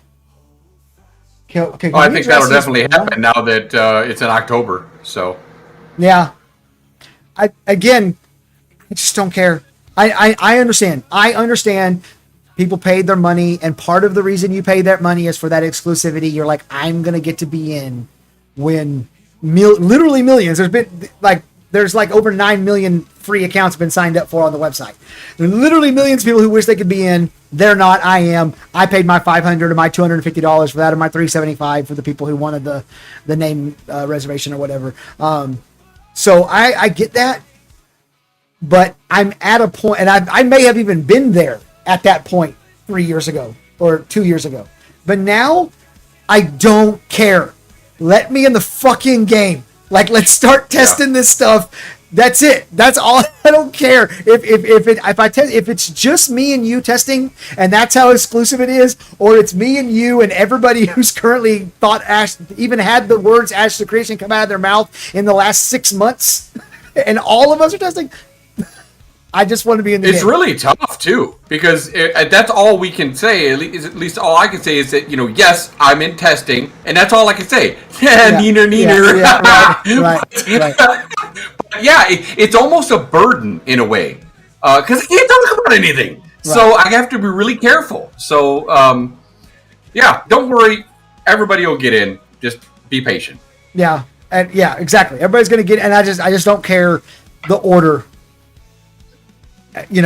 As long as I'm not getting left out of it. But if they just decide, you know what, screw it, bring in every Alpha 2 tester we have for the next pre-Alpha 2 test. Okay, I don't give a shit as long as I'm in there. So yeah. While Alpha 1 people might be salty at that, they would still be happy that they were in. So they'd be like, okay, well, fine, right. Whatever. Yeah. Yeah, as long as I get to play it and get to test it and all that, that's all I'm really caring about. So let's get back to the Bard just a little bit. One of my takeaways from the Bard was that they basically created another necessary role. It's not a Holy Trinity, it's a Holy Quadrinity. Because without the mana regen of the Bard, PvE content's going to be slow. You're going to be sitting a lot, waiting on mana regen to pull again.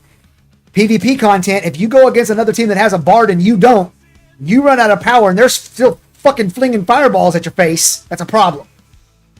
So have they created a problem by creating yet another? Because so let's take tank. Nobody wants to play tank, or a lot of people don't want to play tank because of the responsibility of it. You have a huge responsibility on your shoulders. Interestingly enough, the people who do play tank, a lot of them play it because of the responsibility. They want the responsibility, but that's a whole other conversation. Okay, so and then you got clerics, which also has some responsibility. Less people play tank than cleric, but not a lot play cleric or healer. Then everybody wants to play DPS because there's no fucking responsibility whatsoever. You can like talk to your wife while your team's killing the thing. It don't matter.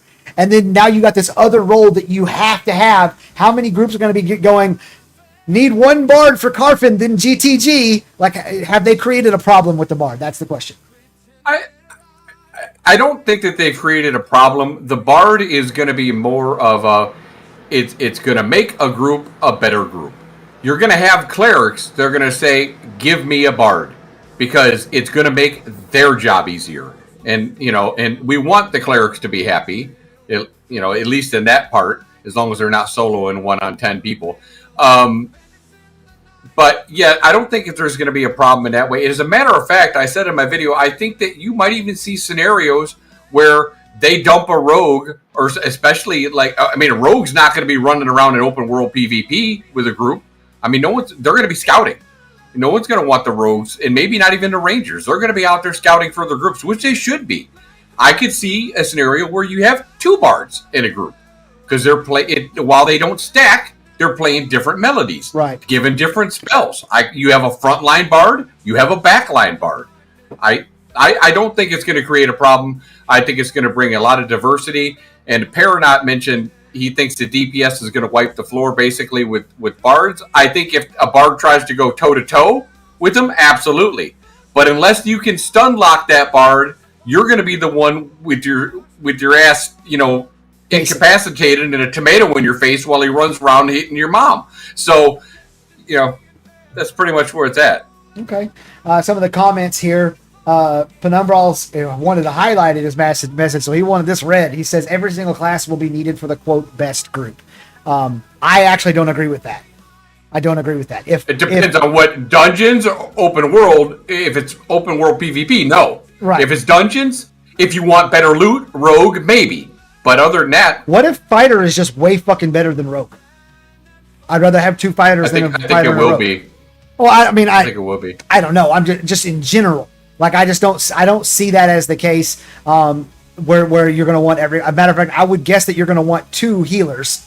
So you're going to want 2 clerics and then go from there. But so that's an interesting concept. I think that might be what they might try to go for, but I don't think that it's actually going to work out that way, mostly because nothing ever works out like that. Didn't they say that the mage...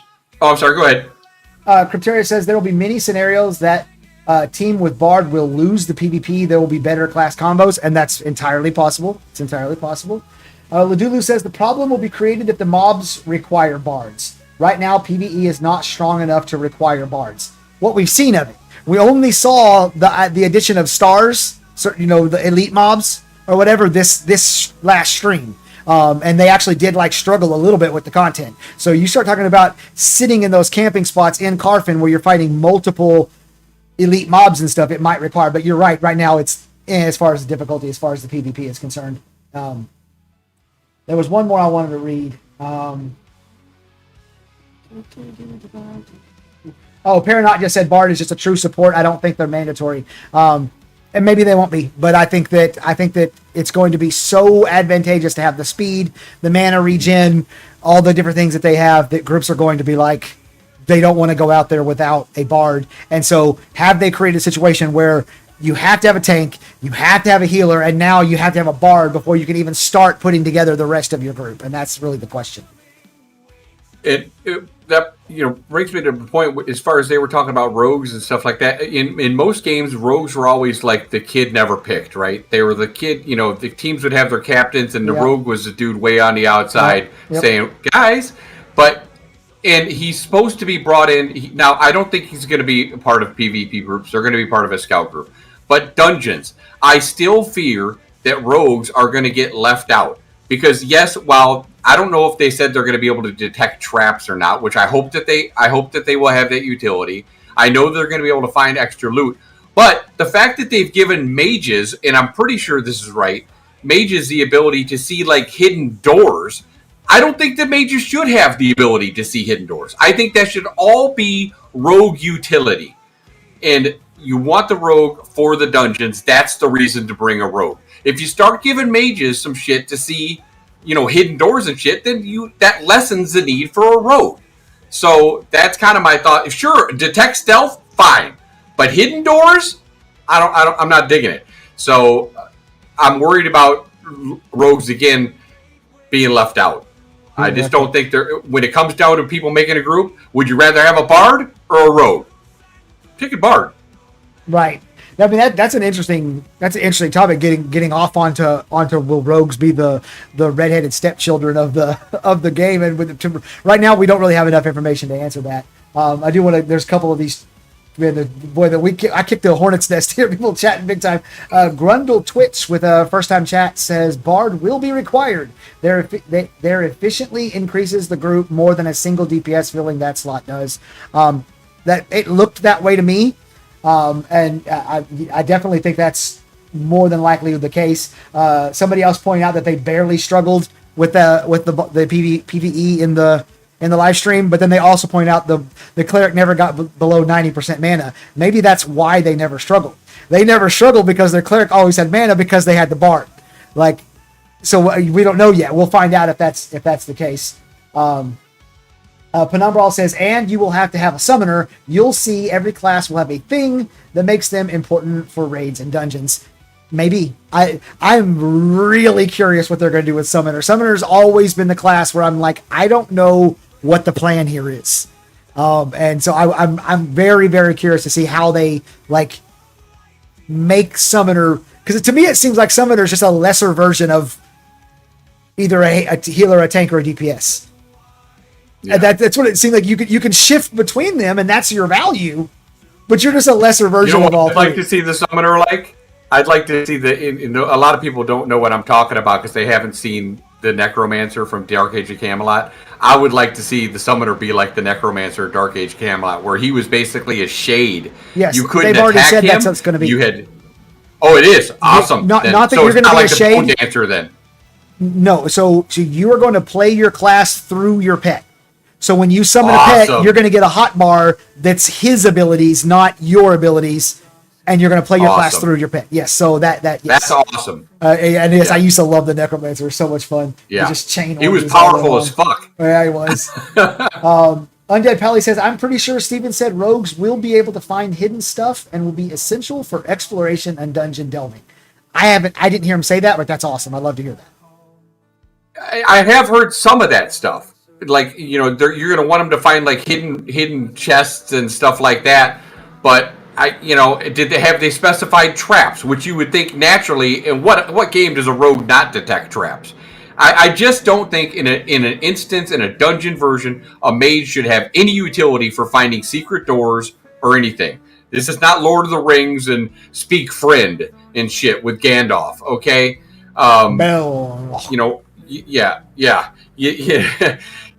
It's like he's standing in front of the dungeon going, "You shall not," talking to the rogue. It's so Speak Friend and shit.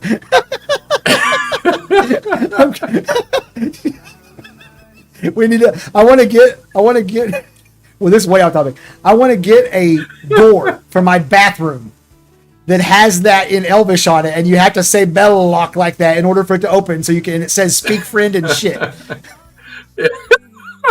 Fool of a. I have a feeling there might be some clips coming tonight. We do what we do around here.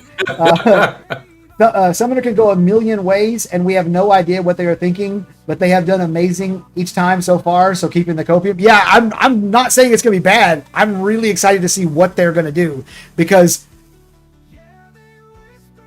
Okay, can we be honest for a minute?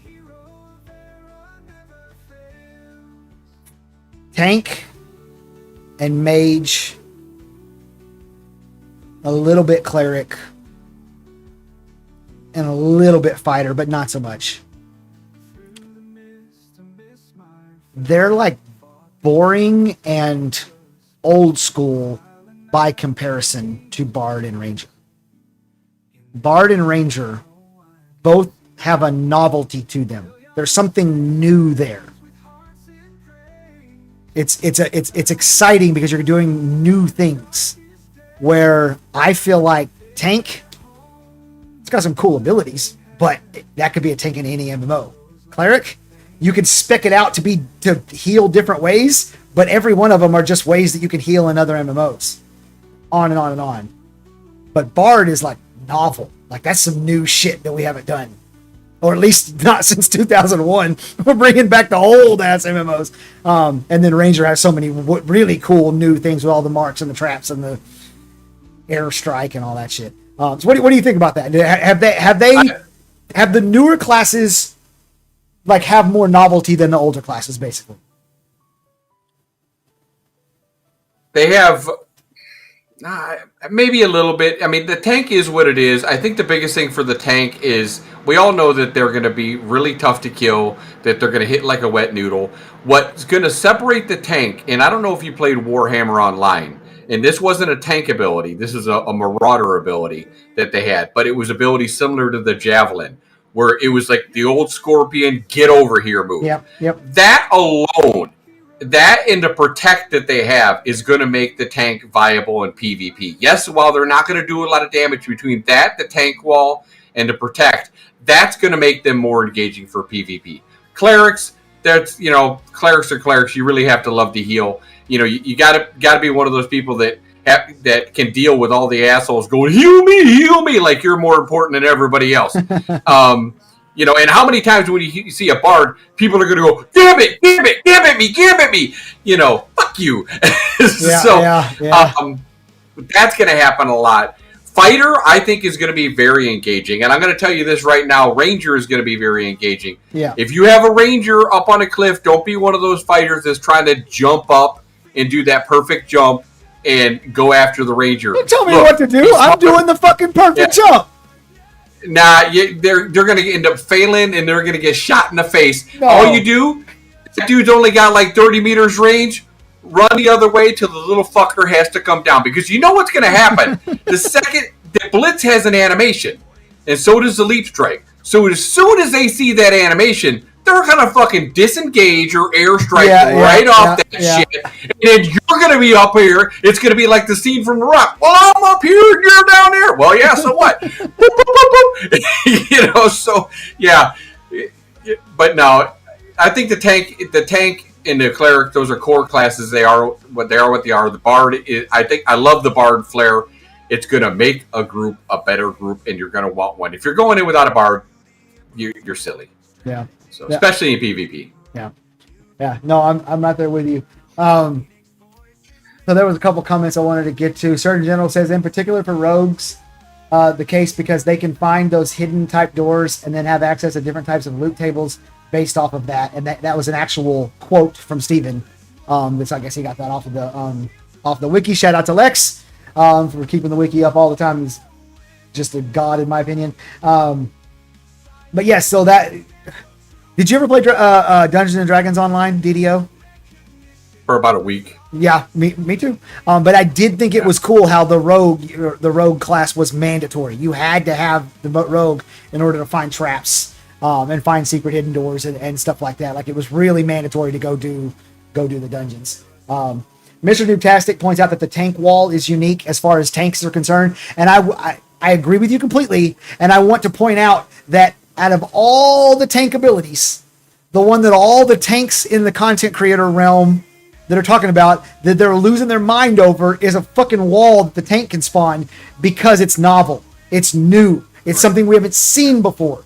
And that's what I'm trying to say with these. It feels to me like the stuff that they revealed way back just doesn't have as much novelty to it, as much new things, and much innovation, where the newer ones, like, it's very innovative. There's very, very new. And I just wonder if that's going to like skew the player base towards playing the stuff that gets released later.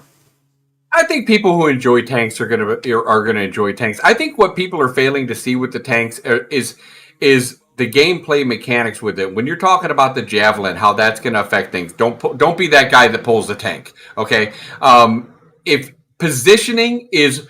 Why do people like to play tanks? Because they like to do the positioning with the bosses and stuff like that. And they like to, target the mobs and get the taunts. In PvP, it's going to be the tank that runs into the group, right? And it drops that wall, splitting that group, allowing your group to come in behind. The ones that can do that and not cut off their own group are going to be really, really valuable.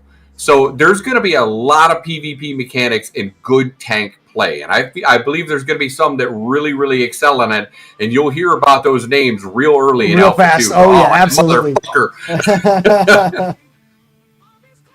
Kafar Barata says, how do you balance 64 classes? Answer is you don't. I actually have a video on YouTube called How Ashes of Creation Solved Class Balance. And that is more or less the answer. It's a little more complex than that, but the answer is more or less you don't. So good. It's a good comment. I think doubling down on everything is probably going to be the way some of the best classes go. They're going to double down. And real quick, before you read another question there, which I know you're going to, as far as class balance, Arcage had started off with like 120 classes or class variations. Now they have over 240. Could you eventually see, with expansions 2-3 years down the road, them adding another archetype, and then now that class it's not 64 anymore, it's 100 or something like that? It's going to get bigger, guys. It's going to get bigger. But I'm sorry, go ahead. I didn't want to interrupt you there. The only I'm really of two minds about this. So one, a new class is a good way to inject life into a dying game.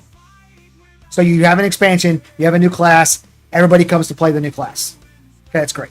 And if we got ourselves in the situation where this was a dying game, I don't think that's going to happen, but I'm not a mind reader, I'm not a fortune teller, right? So it'll be an expansion thing. Well, no, it would be an expansion for sure, but so yes, do it if your game is dying or you need to inject more into the player base. My personal opinion is that two things make new classes in Ashes of Creation not really worth the effort. One, 64 classes is enough. Whatever, like,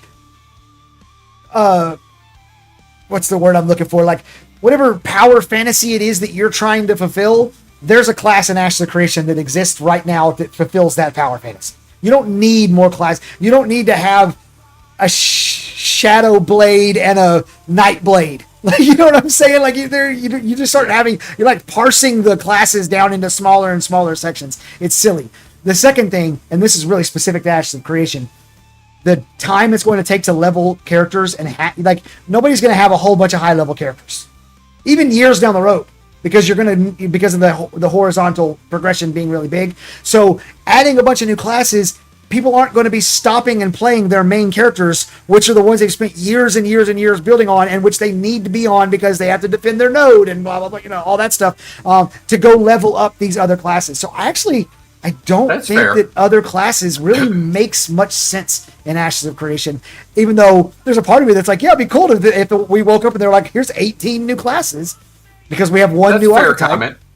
Because I do believe sticking with one is going to be more important. I think what, the extra classes, and this is what Arcage did, was it gave people the freedom to make that out of the extraordinary build or something like that, something out of the box. Now, what it all came down to was in Arcage, you might have had 240 different combinations, but basically, when it all came down to it, there was only about 15, 20 viable ones.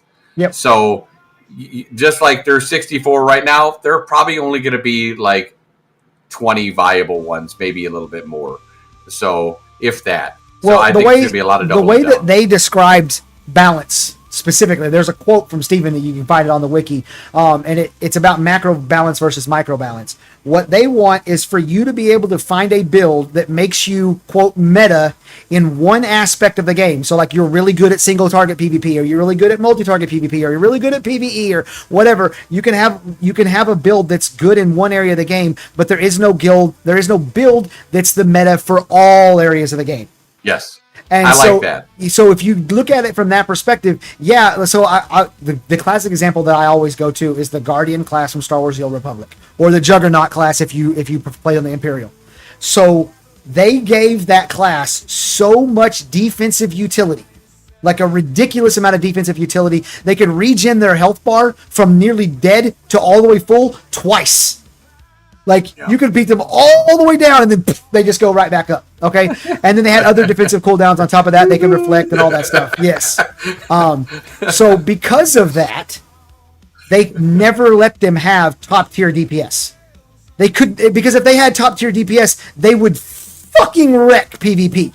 It would not be close. Everybody would play Guardians and Juggernauts. So their DPS was always at that like middle tier, because if they ever gave them that, it would be over. So the Ashes is going to do something very similar where you might be able to dominate here, but you're not going to be kicking the crap out of 3 guys at one time, like, you know, this other class can do or whatever. So that's how I see what they're doing with balance. Contrello says, call me non-viable, baby. There's going to be a lot of people like that. Some crazy class combinations out there. But people are going to want to have the freedom. Let them try it, you know? Maybe they will be something specialized and really good for something. But like you said, I like it how you said you're not going to be good for everything. Right. I'm going to spec my guy more for PvP. Right. I got some stabby to do. Right. You know, I'm going to be poking some bunghole. Yeah. And depending on the difficulty of raid content, because that really matters to me as far as what I'm going to do. But if raid content is fun and difficult, I'm going to expect to be the best PvE tank that exists on the game. Like that's how it's going to be. And if I lose some PvP matches because of that, okay, fine. But if PvE raiding and stuff sucks, then we're going to start looking more towards PvP. But I love that it's going to go that way. Like you're going to have to pick and choose what you want to be good at. Sacrifice. I've been saying this for a long time. Sacrifice is the key to this whole game. Like you want one thing, you're going to have to give up another thing. So yeah. You know, as far as classes go, they have, you remember the shaman in DAOC? I know they have a shaman spec in a class in AOC, but would you like to see one with like that big AoE radius that did the damage over time? I hope they have a class like that. You remember that? Where you had all those AoE spells that hit a bunch of people, great for castle sieges. Right. Yeah. Now, part of the reason why that was great for castle sieges is because in Dark Age of Camelot, if you were channeling a spell and you got hit, you just canceled the channel entirely. Well, with Ashes, you're still going to be able to cast your spells even if you're getting hit. So that makes a big difference for how effective stuff like that is. But yeah, absolutely. I think they're going to have the cool thing about their class system, and specifically the augment system coupled with the class system, is that they are going to have the ability to have many different types of abilities that do all kinds of different things. So no matter what it is that you want to do, this goes back to what I was saying earlier, whatever power fantasy it is that you're trying to fulfill, there's going to be a class, a combination, an augment, or whatever that's going to allow you to fulfill that power fantasy. And so, yeah, absolutely. Huge AoEs that, you know, maybe don't do a lot of damage, but they interrupt, or, there's all kinds of things. There's unlimited things. I've done videos where I do stupid, janky animation just trying to show different augments and how they might go, and I can sit down and think of like 20 in a 5-minute span of just different ways to do different abilities. So, and they have a whole team of people who do it who are smarter than me. So yeah, all the abilities. Will you allow rogues to climb walls and castles? That was the Dark Age of Camelot thing. It was so fun. It was fun. I think that I would be fine with rogues and maybe rangers climbing walls, but not a situation where 3 rogues could climb the wall and go take the castle. I hated that. Yeah, no, I don't agree with that. But yeah, absolutely. Get over the wall and go sneak behind and get behind the enemy lines and gank the casters and stuff. Yeah, that's great. Let's do it. Undead Pally says rogues and rangers should definitely be able to traverse better. Kabar says, and that dude who previously would work on the Bard worked on EverQuest 2 and actually made the pre-Bard build. I wonder what they maintained. That's a reply to something, so I don't know what they were trying to get at there. I think that Rogue probably should climb walls and should be the only class with stealth mechanics. So they have like a fake stealth and a real stealth. The fake stealth is what the Ranger has, and it's called camouflage, and I call it Predator stealth. Like, if you're paying attention and really looking, you can see that the outline of them is like that area is a little different and that there's somebody there. But other than that, they're stealth. And then it looks like rogues are going to have like, I disappear off the game screen. So. Yeah, I don't know if I'd want to climb a wall if I was a ranger. I think they need to be down, shooting the ramparts from down below. But I do think the rogue being able to get up there on the walls, causing a disturbance for people to, be able to check the walls and, getting those mages and stuff up top. I think that could be a real fun gameplay. Yeah. Definitely. The Siege gameplay during Alpha 1 was incredible. Like, it wasn't, the classes were bare bones. The whole system was like, as far as like all the polish and stuff. but what was actually happening, the push pull, the what do they call them, the siege weapons, the dragons, trying to sneak out and get the dragon so that you can get that buff and all that stuff. It was incredible, man, and I cannot wait to see. Do you remember the tunnel? You Mm-hmm. remember the tunnel under the castle? Yeah. I remember our group, we literally waited in there and waited for them to go out and push out farther, and then we came around to the front door and then beat it down. That is something that's totally strategy. You got it's so much strategy involved with those castle sieges. It's going to be great. That's funny. So Gray Sentinels just streamed, rated me with 23 Raiders. I usually wrap up about 9 o'clock, which is now. I was literally just looking and was planning to raid him. So Gray Sentinel, thank you for the raid, man. I appreciate it. Lloyd. For all of you guys who coming in here who don't know who I am, my name is Zillin. I make Ashes of Creation content on both YouTube and Twitch. That right there is the Hidden Dagger Inn on both Twitch and YouTube, and the name is clickable, so you can click and go give him a follow. He goes by Peon. He also makes Twitch and YouTube content for Ashes of Creation. So welcome in, everybody. Appreciate y'all stopping in. Thank you for all the follows coming in. Gray Sentinels and somebody else followed. I'm not seeing who it was though. But yeah, appreciate all the follows. We're talking about, well, we had talks about rogues and bards and the AMA and the delay of the Alpha 2 and all that stuff, and it's kind of devolved into a conversation about what rogues are going to be like and what PvP is going to be like with rogues. Do you have any final thoughts on what you're thinking? I'm just ready for I'm ready for October 1st because that's when they're going to launch, baby. Okay. Yeah, I mean... Okay, no, I'm not serious. October 1st. I'm thinking October 31st. Oh, Exiled Ranger just gifted 5 subs. Thank you, man. Wouldn't that be something? No, that's awesome. Wouldn't that be something if they guys, we're delaying it till October. Okay, guys, October 1st, servers are open. That'd be funny. That'd be pretty funny. Oh, man. But yeah. I mean, I was saying September 78th because it's still technically Q3 this entire time. Now it's looking like I was right, and I'm going to say it now. It's going to be the last week of October. I'm not going to say October 30th. I agree. But the last week of October is what. Steven's making me look like an asshole, though. I predicted July, so he's really killing me. I made a video when they first announced that the PI was in testing, which was like November of last year. I made a video, and the first words out of my mouth in the video is Q3 and Q4 are out of there. It's definitely Q1 or Q2 because they're already testing. You don't spot test for 6 months. It's definitely Q1 or Q2. I was a little bit wrong, but yeah, I've been dead wrong about Alpha 2 for 3 straight years. So if you've listened to anything I say about Alpha 2, it's on you at this point because I've been wrong the entire time. Yeah, I've been wrong just a few times myself. I gotta try, guys. I mean, gotta throw it out there. I'm huffing the copium when I'm off. When you don't see me, I got a tank next to my bed. Yeah. Oh, that's great. Well, we're gonna wrap it up, guys.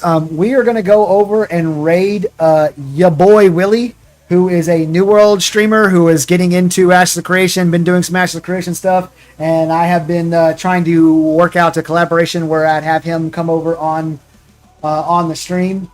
So hopefully we'll be able to get him sooner rather than later. Let's see if I can find him. I swear. Yeah, anybody that can stick with New World, God bless them. Yeah, no doubt about it.